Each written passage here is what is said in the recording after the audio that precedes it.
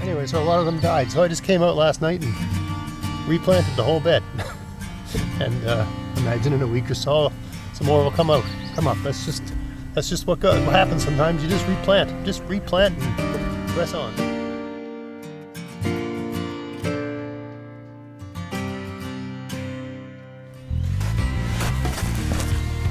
Hey, it's Greg here with MaritimeGardening.com, and it's a weekday evening, and I thought I'd just pop out and do a quick video. I had something on my mind today, and I thought I would take you around my garden and show you a couple of examples of this. You know, in keeping a garden, trying to grow your own food, and developing as a gardener, persistence really matters. I'm trying to be persistent with these black flies right now. And there's always things that go wrong in your garden. I mean, I've never had a perfect season. It's never flawless.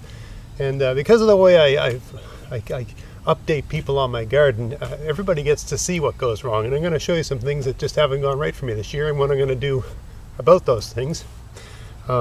There's always setbacks, and it's just important to keep plugging away and keep trying. Stay positive and just have a plan A, a plan B, a plan C. Usually plan B is just replant. And of course, if it gets too deep into the season, you might run out of time for something to grow. But often there's always a bit more time to play with. So let me show you a couple things here. So here's a garden where I've planted Swiss chard and spinach and lettuce. And the Swiss chard's doing fine and it's behaving as expected.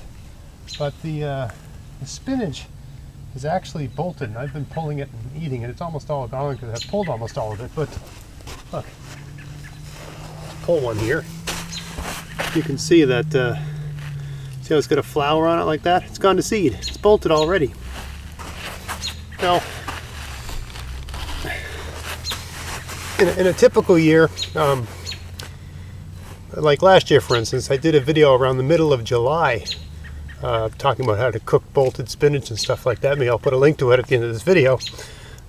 So usually around the middle of July is when my spinach bolts, and it's a bit hard to understand given how lousy a spring we've had and how cold it's been.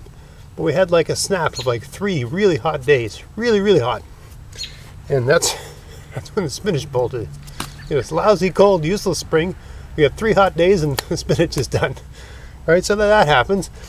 And then luckily a couple, maybe 2-3 weeks ago, I planted some spinach in another part of my garden because I was worried about that happening, and it seems to have worked out okay. But that's no big deal. I mean, the spinach was going to bolt anyway, and I sort of designed this garden for those spaces to be given up. And I will just, the Swiss chard that's growing in this garden is a bit close to one another as it stands right now. So I'll just continue to move the Swiss chard until this whole garden is a Swiss chard garden.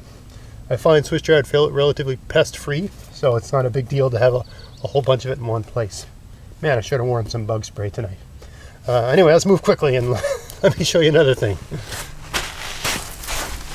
And here's a garden where I've got peas growing in the middle, and I sowed beans, basically 2 rows. A row here, see there's one here and one there, and then a row here. You can see the odd bean. Not the grass, but the bean. Okay? So, and you can see there should be a bean every 6 inches or so growing along here. And there's only 1, 2, 3, 4, 5, 6, 7. There's 7. There should be, you know, a couple dozen growing here. So, as far as I can tell, the seeds just got too cold and died. And some of them, you know, had it within them to grow. And these are Romano beans. I don't find they're a particularly tough bean. I don't like, not, you know, ideally suited to planting them a bit. Some beans you can plant them a little bit early and they can take the cold. Usually beans are black, sort of black colored seeds. These are white colored seed ones. Anyway, so a lot of them died. So I just came out last night and replanted the whole bed. And imagine in a week or so, some more will come up. That's just what happens sometimes. You just replant and press on. Here's a bed where I planted squash. You can see that there's one that came up over there, and way off in the distance you can see one there. There's one over there, but the rest of them, they either died in the ground or they got taken out by slugs.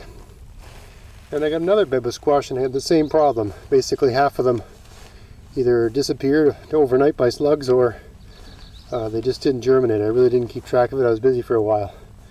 Not a big deal, just replant. And these are a fast-growing variety of squash, and yes, it's we're halfway through June, but I've had this happen before, and I'm not going to run out and buy transplants. Squash in particular just hate being moved. And oh, there's one. Actually, that bed, you can't see it on camera, but there is one poking out of the ground there. Anyway, I'm not really going to sweat it. I'm just going to replant and just be persistent, and they'll come along, they'll grow. Not too worried about it, even though it's middle of June. Not worried. All right, I guess I better wrap this up because the flies are getting unbelievably bad. That was a general point of this video. Persistence matters. Stay positive. If things don't go the way you wanted them to go, just replant. I think a lot of us like gardeners like to think we're like in control of things, but to a large extent we're not.